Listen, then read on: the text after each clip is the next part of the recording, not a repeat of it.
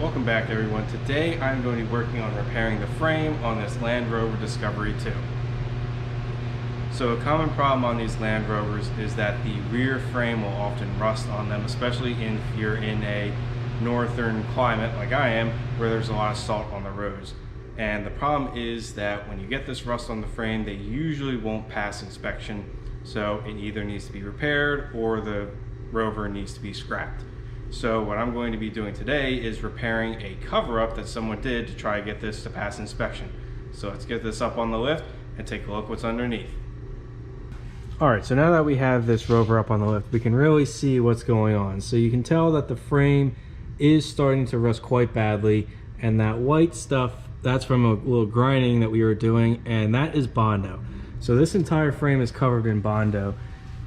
And this side is actually much worse. So there's supposed to be a seam right there going down the frame, and when the seam disappears, that means that it's completely been filled with Bondo in someone's attempt to completely hide all of the rust and the problems that are on this Land Rover. So what I need to do now is I am first going to take off that step and then also these bars that hold on the hitch, so that I have better access to the frame, because I will need to be taking those pieces out and the bolts that hold them. So let's start with that.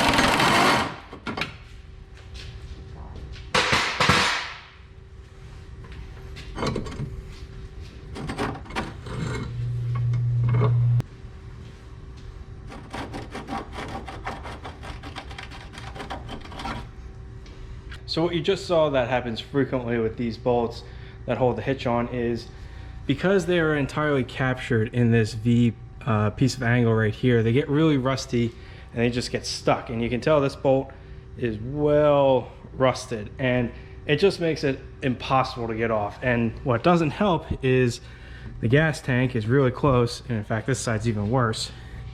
The gas tank is really close to that nut, so it's really difficult to get those bolts and nuts out. But finally got that one out without too much trouble, but the next one is going to be more difficult, so let's get to it.